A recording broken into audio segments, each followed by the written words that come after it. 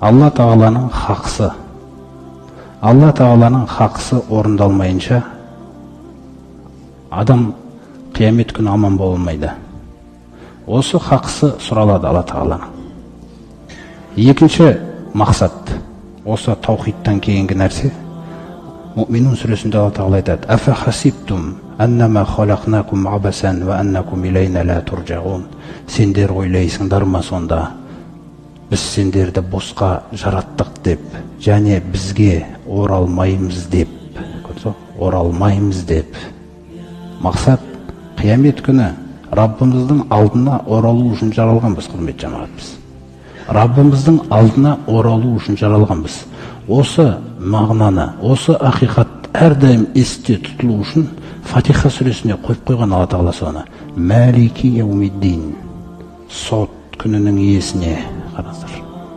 Сот күнінің иесіне деген нәрсені біз күнде намазда оқимыз. Көпшілігіміз жаңағындай бір жаттанды сөзбен оқып, зерделемегендіктен жаңағы мәселе жүректе қатты жұмыс істемейді. Әйтпесе біз күнне әрбір намазда оқимыз, әрбір ракағатта өзіңіз ойлаңыз жаңағы. Сот күнінің иесі. Міне, біз сол сот күнінің иесінің алдына қайтарыламыз барлығымыз. Кім бұған сенді, кім бұған сенбеді, ол Алла Тағалаға ешқандай нәрсе жасамайды. Қайту хақ, анық. Алла Тағаланың алдына барлығымыз барамыз. Және ең бірінші сұралатын нәрсесі Алла Тағаланың хақысы сол. Құлшылығың қайда десе бітті. Маған деген құлшылығың қайда десе. Адам сол сұрақты ойлау керек бүгін. Әрбір жердің бетіндегі адам Аллаға шүкір деп айтып жүрген кезде Абай айтады ғой: Аллаға ауыз жол емес дейді. Біз Аллаға шүкір, Құдайға шүкір, Құдайға шүкір, Аллаға шүкір деген сөздер ол жол емес дейді Аллаға. Амал керек дейді о жерде.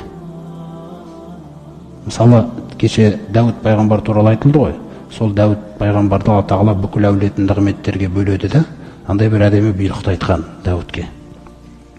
Иғмалу я аля Дауда шукрон. Қараңыздар, ей Дәудтың әулеті, шүкірлікті амалмен жасаңдар дейді. Қараңыздар.